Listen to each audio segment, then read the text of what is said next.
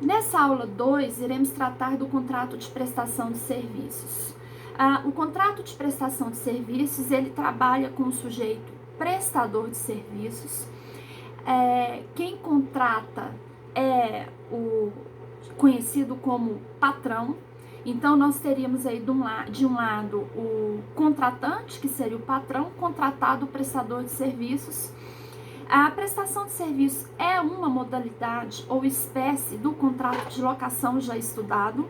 Naquele contrato de locação, nós estudamos o que ele cuida de maneira geral no Código Civil e foi trabalhado leis específicas, especiais que cuidam do tema. Por exemplo, a 8245 de 91, conhecida como Lei do Inquilinato, que será aplicada nos casos que envolvem locações urbanas, de imóveis urbanos. Lembrando que a locação não é só de imóveis, ela cuida também de bens móveis. Então, a prestação de serviços, ela é uma espécie de locação. E a própria prestação de serviços, ela tem subespécies de contrato. Por exemplo, o transporte é uma forma de prestação de serviços. A agência de distribuição é uma modalidade também de prestação de serviços. A comissão é uma modalidade de prestação de serviços e outros contratos atípicos, por exemplo, os de estacionamentos de veículo. Então, se a gente fosse imaginar um gráfico ou um mapa, né, para a gente desenhar, visualizando como que isso funcionaria, eu teria o contrato de locação, a parte geral do Código Civil, e nele eu subdivido esse contrato de locação em espécies. A primeira delas que estamos estudando é a prestação de serviços. E a prestação de serviços, por sua vez, tem subespécies, que seria aí esses contratos que eu mencionei: o transporte, corretagem, agência, distribuição, etc. Bom, por que eu estou dizendo isso? Porque na próxima aula eu vou estar falando de uma outra espécie de locação, que é conhecida como empreitada. Então, já puxando um gancho para empreitada, para a gente diferenciar da prestação de serviços, na prestação de serviços, eu loco o serviço da pessoa. Na empreitada, eu loco a obra, ou seja, a construção. A coisa realizada, né? Então, essa é uma diferença básica entre os dois. Voltando na prestação de serviços para o artigo 593, bem como na locação em geral, que a gente tem lei especial que cuida do tema, como eu citei a 8245 de 91, a Lei do Inquilinato, aqui na prestação de serviços também.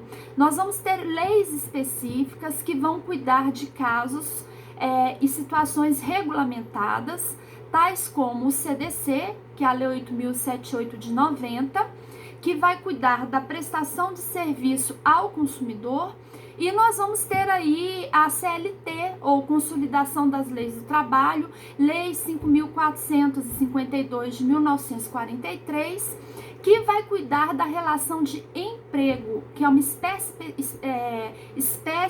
de trabalho, né? Bom, já que pegamos essa palavra trabalho, o prestador de serviço, então, ele é um trabalhador. Como todo trabalhador, ele é regulado, ou as causas relativas ao trabalho são regulamentadas ou são de competência, no caso de um julgamento da Justiça do Trabalho. Isso se encontra normatizado na Constituição Federal, no artigo 114 dela, que diz que todas as ações relativas a trabalho serão de competência da Justiça do Trabalho. Então, vamos fazer um paralelo aí, quando eu aplico o CDC, quando eu aplico a CLT em casos, para a gente visualizar isso e ver bem essa diferença e o foro competente. O dentista, quando ele presta o serviço para o seu paciente, e esse paciente não o paga, ele prestou um serviço, então ele é um prestador de serviço, ele é um trabalhador. E esse paciente não paga, né, por esses serviços prestados. Onde ele iria recorrer, em qual juízo ele iria procurar para receber por esse salário, que aqui ele tem um nome específico de retribuição, por aquilo que ele prestou. Ele vai à Justiça do Trabalho para receber por esse valor que ele prestou. Bom, outro caso, então, nesse caso aí, nós aplicaríamos o CDC, isso porque nós temos aí o paciente, né, que recebeu esse serviço do dentista, ele é um consumidor, porque ele é o destinatário final dessa relação. Afinal, ele não está repassando o serviço do dentista.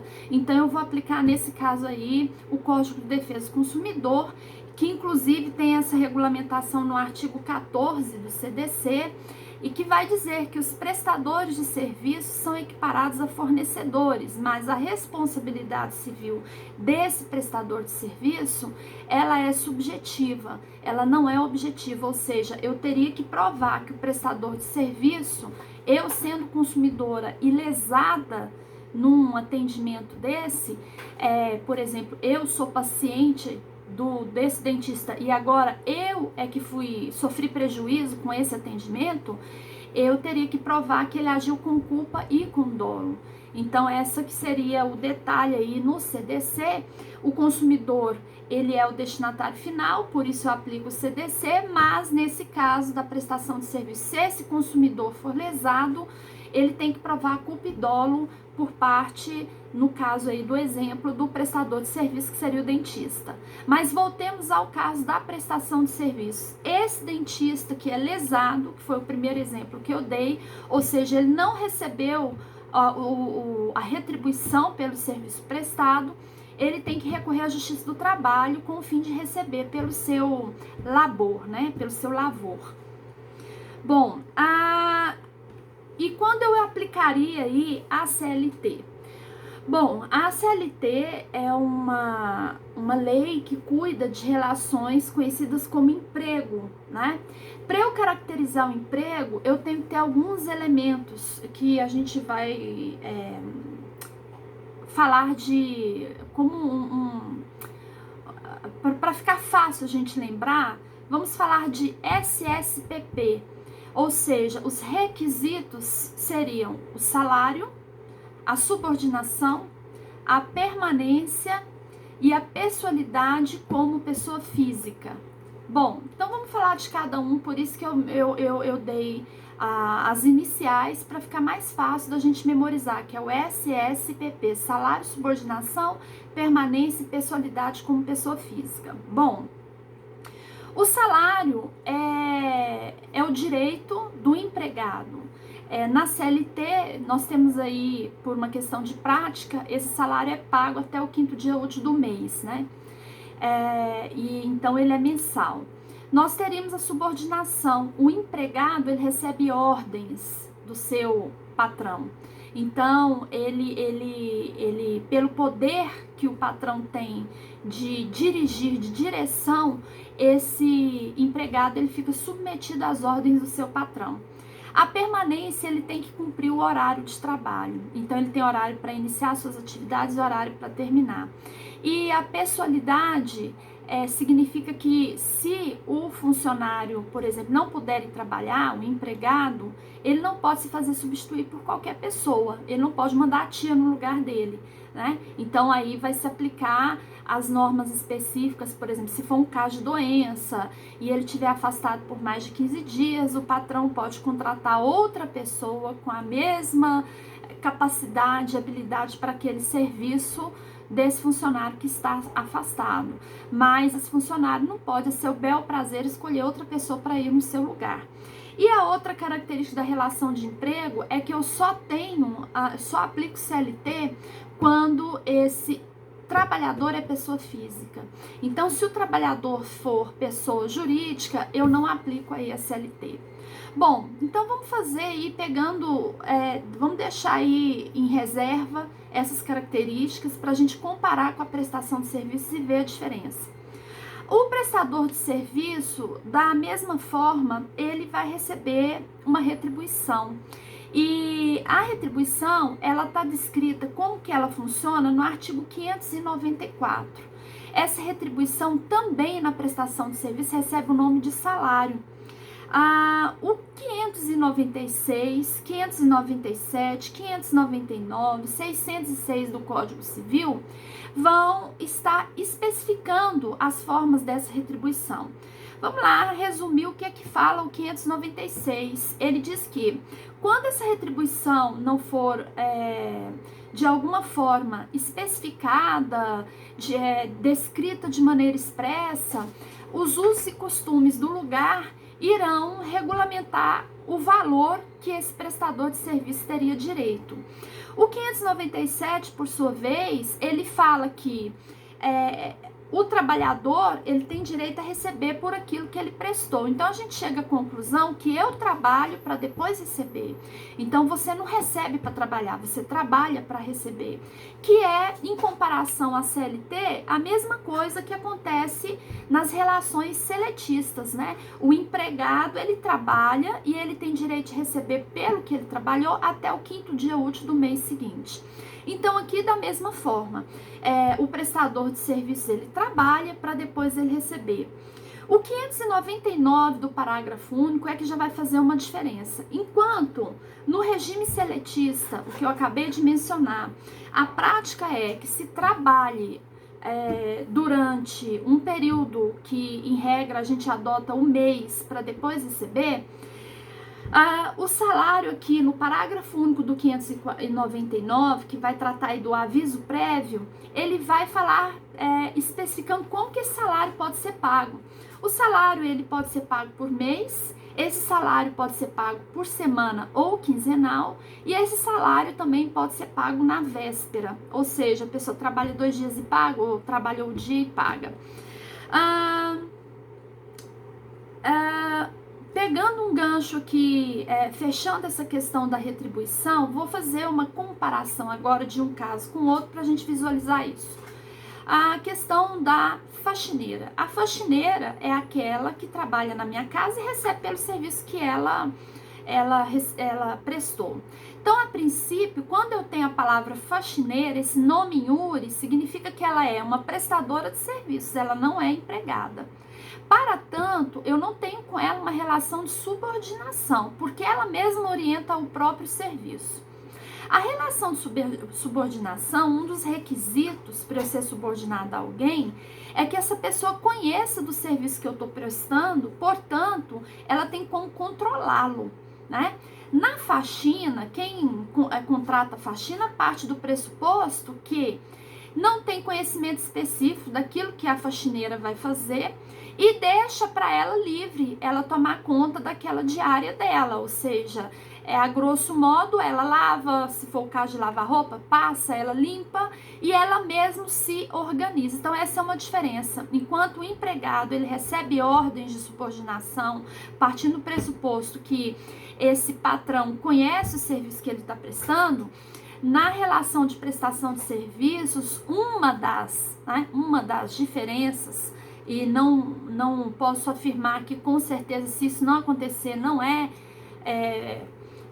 prestação de serviços, mas uma das diferenças seria essa possibilidade, esse caso aí do patrão não conhecer, não ter conhecimento técnico daquilo que está sendo feito. Por isso que eu teria aí um prestador de serviço que ele tem autonomia, que essa é a característica no seu serviço. Ele mesmo regulamenta o que ele vai fazer. Então, a faxineira chega e resolve lavar, por exemplo, a casa primeiro para depois passar roupa. Ela mesma organiza o seu serviço, né? Bom, outro critério que a gente falou, salário. Esse não tem diferença, tanto para o empregado, bem como para o prestador de serviço. O nome recebido é salário, é o mesmo, que é pela retribuição. A diferença, como a gente já falou, é que o empregado, ele, em regra, ele recebe depois de um mês. Então, quando eu começo a pagar de 15 em 15 dias, semanalmente ou por dia, eu tenho aí já migrando para a seara da prestação de serviços. Outra característica que nós falamos aqui é a permanência. O empregado, ele cumpre horas, né? E uma das modalidades de a gente ter como exemplo um dos casos que a gente apresenta de exemplo de cumprimento de horário é exatamente o ponto, né, que a gente marca a hora que entra e sai. O prestador de serviço, ele não tem esse controle de horário, então ele até pode chegar nos mesmos dias, no mesmo horário, mas não necessariamente porque tem alguém controlando. Ele mesmo é que se controla aí o horário que ele chega e o horário que ele sai. E outra característica que nós temos aí é a pessoalidade. Ele tem, na seletista, um caráter personalíssimo, então ele não pode se fazer substituir, e a pessoa é física. A prestação de serviços, ele continua sendo personalíssimo, isso por força do artigo 605. Quem tiver interesse, dá uma lida no artigo 605. Ele vai falar que quem contrata não pode se fazer substituir por qualquer um. E quem foi contratado também, que seria o prestador de serviços. Então, a natureza desse contrato é personalíssimo, bem como é o vínculo empregatício. A única diferença que nós temos aí, então, para a gente colocar é que enquanto na relação de emprego a pessoa é necessariamente física, que é esse trabalhador, o trabalhador na prestação de serviços, ele não é uma pessoa, ele não precisa ser necessariamente física, mas ele pode ser pessoa jurídica. Então a gente pode afirmar o seguinte: se eu contrato uma pessoa jurídica para trabalhar para mim, que é muito comum agora a gente contratar uma pessoa e falar, olha, eu te contrato, mas eu preciso que você emita uma nota para mim, né? Ora, se uma pessoa está emitindo nota, é porque ela tem características de pessoa jurídica. E aí, neste caso, eu tiro aí o vínculo empregatício por conta da emissão dessa nota por parte de uma pessoa física, né? Ela deixou aí a sua natureza de pessoa física e migrou para a natureza de pessoa jurídica. E como eu não tenho trabalhador como pessoa jurídica no regime seletista, necessariamente se aplica aí as normas do Código Civil. Bom, qual é a lide, né? Qual é o interesse de eu provar que a relação é seletista ou que a relação é civilista? Exatamente os ônus que são pagos pelo trabalhador, os encargos sociais, né? Por exemplo, o seletista tem direito a vale transporte, ele tem direito ao FGTS e o INSS, ele tem direito ao 13º, férias remuneradas com 1/3, o aviso prévio, os 40% da multa do aviso em caso de demissão sem justa causa. Agora, o prestador de serviços, ele não tem o FGTS, não tem essa obrigação do patrão pagar-lhe o FGTS, 13º, férias, hora extras. Outra situação que ele não tem direito também, esses 40%, né, do FGTS no caso da demissão sem justa causa. Bom, em todo caso, já me adiantando, os dois tipos de vínculo trabalhista, seja seletista ou seja civilista, eles vão usar alguns termos muito parecidos. O salário, como eu já me adiantei, é o mesmo termo, que seria a remuneração paga pelo serviço prestado. Nós também temos o aviso prévio, né, que saiu do Código Civil esse termo. O aviso prévio é uma obrigação da parte quando ela quer dispensar o serviço da outra. Nós temos aí, além do aviso prévio, nós temos também a demissão, que pode ser sem justa causa ou por justa causa.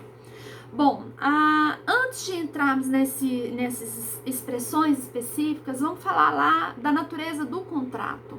O artigo 598, ele vai deixar para nós que esse contrato necessariamente ele não é solene, então ele não precisa ser escrito.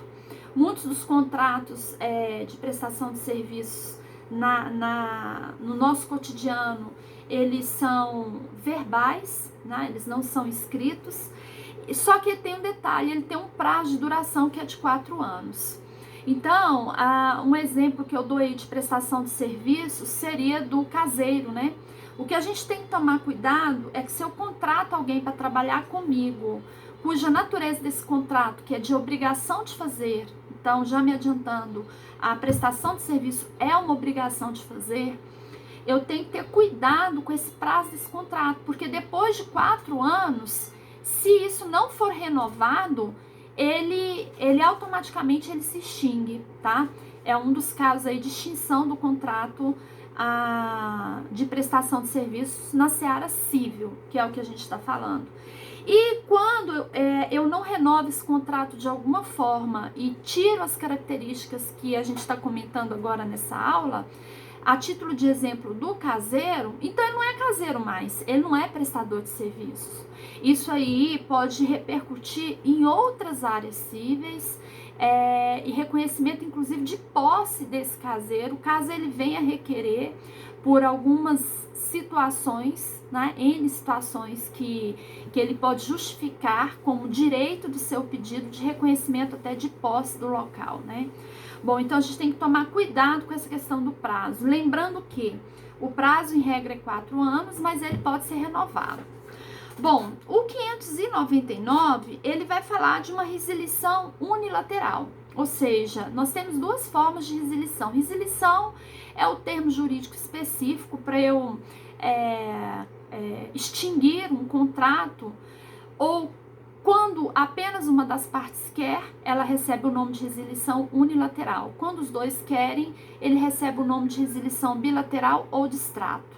Um exemplo, já que estamos falando de locação, quando eu loco a casa do João por 1 ano, mas no 3º mês eu não quero ficar lá por N motivos, não porque eu estou em atraso, eu não estou devendo nada, simplesmente eu arrumei outro lugar para morar, eu não sou obrigada a pagar os 9 meses faltantes aí desse contrato. Eu simplesmente falo para ele, olha, João, não quero continuar mais no imóvel, tô saindo, e pago a multa contratual. É isso. Isso é um exemplo de resilição unilateral. Quando eu e João juntos, né, conversamos e falamos, ó, eu aluguei um imóvel para você por 1 ano, mas minha filha tá precisando e tal. E aí eu falo, não, tudo bem, eu já tava pensando mesmo em sair.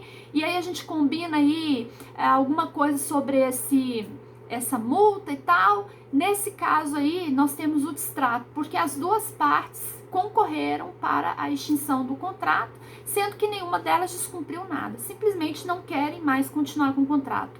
Então, quando as partes não estão em mora, não há culpa entre as partes na extinção desse contrato, o termo jurídico que a gente usa é resilição. Então, eu tenho aí esse contrato de prestação de serviços e por algum motivo, quando o prazo dele é indeterminado, ou seja, eu não negociei um prazo com a faxineira, mas eu estou com ela na minha casa já há 1 ano e eu não tenho condições mais de continuar, não quero mais continuar com a faxineira, simplesmente eu tenho direito de fazer essa resilição unilateral. Eu só tenho que tomar cuidado, como nós já falamos, já nos reportamos ao 599, parágrafo único lá, quando eu falei do salário, com a questão do aviso prévio. Para eu fazer isso, essa resilição unilateral, nesses contratos que eu não tenho esse prazo determinado, eu tenho que tomar cuidado com o tempo. Se essa pessoa recebe um salário por mês, eu teria que avisá-la com antecedência mínima de 8 dias. Isso aí é o aviso prévio. Se essa pessoa para quem eu pago recebe de forma semanal ou quinzenal, eu teria que avisá-la previamente em 4 dias antes dessa resilição. E se ela recebe por diária ou por 2 em 2 dias ou 3 em 3 dias, eu tenho que avisá-la, que é esse aviso prévio, no prazo na véspera. Eu não teria um prazo aí específico de dias, mas seria na véspera. Quem puder, dá uma lida aí no 599, tá? Que vai falar do aviso prévio. O aviso prévio nada mais é, nesse caso do 599, uma denúncia vazia. Por que a denúncia vazia? Simplesmente eu estou denunciando, eu quero rescindir esse contrato e eu não preciso, a princípio, justificar o motivo dessa resilição, certo? Desde que eu faça o aviso prévio. Mais à frente, os artigos falam da dispensa. Aí nós temos o artigo 602, parágrafo único, que vai falar de duas situações. Quando a pessoa se despede, ou seja, eu presto serviço para João, fiz um contrato de prestar um serviço para ele durante 6 meses. Imagina a situação de uma enfermeira, né, que é contratada para cuidar de um idoso, e ela faz esse contrato com esse idoso por 6 meses. Lá no 3º mês, ela se despede, ela não vai mais, né? Simplesmente ela não avisa, ou avisa falando que não vai mais, ou seja, ela não vai mais. Nesse caso aí, qual é o motivo dela não ir? Não tem motivo. Então ela se despede sem motivo algum.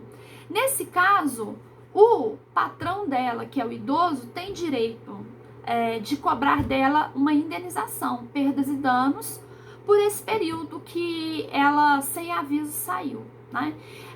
Então, ela tem direito a receber a retribuição pelo serviço que ela prestou. Um não se confunde com o outro, ele não pode, inclusive, nem reter esse salário dela, porque isso, inclusive, é crime, né? Ele fala assim, não, vou reter o seu salário porque eu vou compensar, já que no futuro eu vou entrar com uma ação contra você, você tem que me indenizar também, porque eu fiquei na mão, por exemplo. Bom, a compensação tem que ser de objetos de mesma natureza, e salário não tem a mesma natureza de perdas e danos, então eu não posso compensar um pelo outro, tá? Lembrando que retenção de salário é crime. Então, ela tem direito a receber pelo que ela trabalhou, ele vai pagar normalmente, e ele pode depois entrar com uma ação requerendo perdas e danos aí pelo prejuízo que sofreu por ficar na mão, sem ninguém e sem justificativa. Se ela também for dispensada por justa causa, que é aí o parágrafo único, aliás, sem justa causa, que é o parágrafo, não, é por justa causa.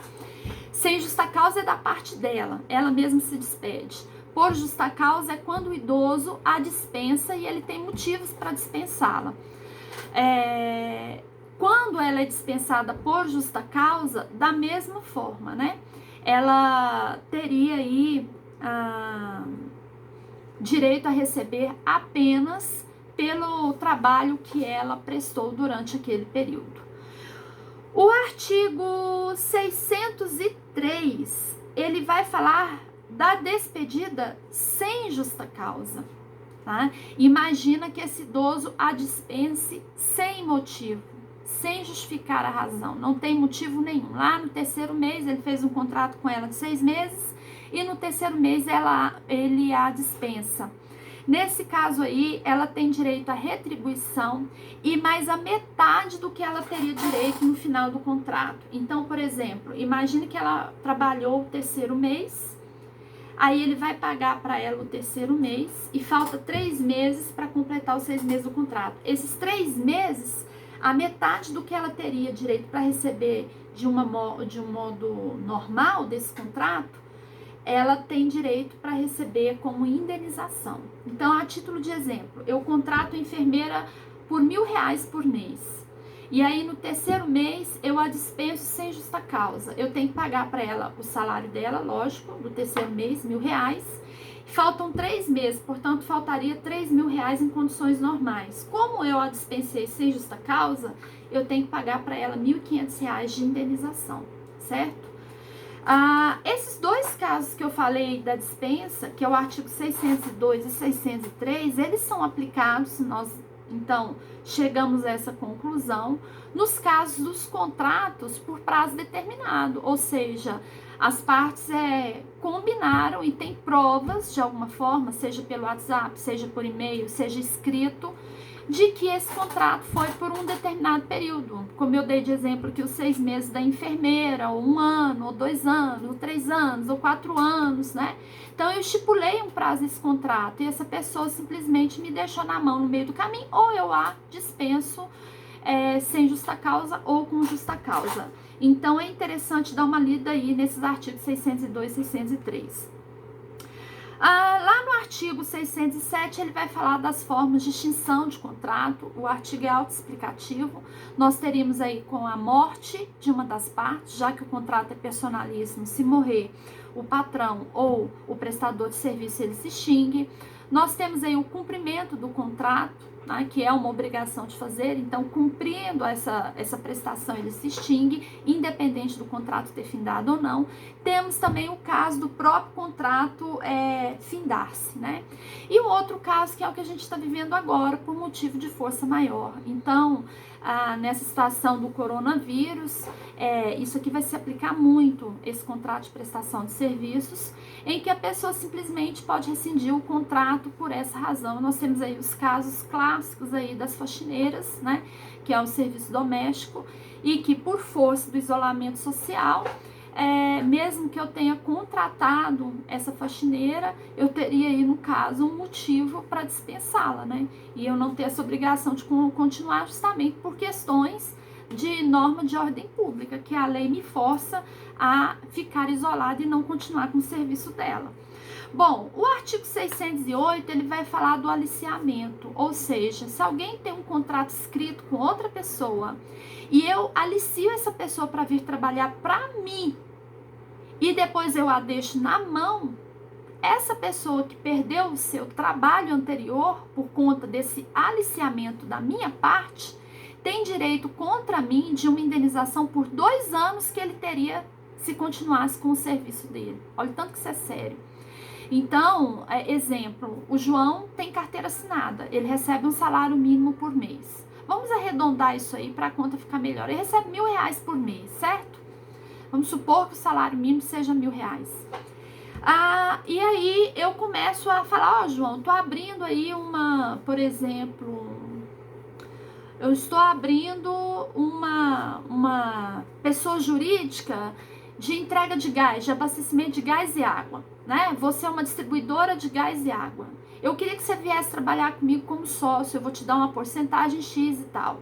Isso tudo está no WhatsApp. E aí o João fala, cara, agora que eu arrumei emprego, tô com medo de sair, né? Como que vai ser? E eu fico perturbando o João, não, vem trabalhar pra mim, tô falando pra você, vai ser bom e tal. O que que o João faz? Ele pede conta do emprego, sai daquele emprego, e quando ele vem para mim, simplesmente já estou com outra pessoa, ou eu nem abro essa empresa. Então, o João foi aliciado, ele teria direito de entrar contra essa pessoa que o aliciou, com perdas e danos por 2 anos, correspondente ao salário que ele teria direito enquanto ele estava trabalhando. E nesse caso, esse artigo é muito aplicado, né, subsidiariamente, né, aplica-se aí de forma residual o Código Civil, inclusive nas relações de emprego, quando isso acontece, de uma empresa ficar aliciando um determinado empregado para vir trabalhar para ela e depois promete um monte de coisa que não cumpre. Bom, e o 609, por fim, vai falar da prestação de serviço em prédio agrícola, né? É interessante que ele fale especificamente do prédio agrícola, porque é o caso do caseiro, né? Caso do caseiro, esse ficou engraçado. Situação do caseiro. Eu contrato uma pessoa para trabalhar para mim, na minha chácara, como prestador de serviços, e aí eu vendo essa chácara. 1 ano depois,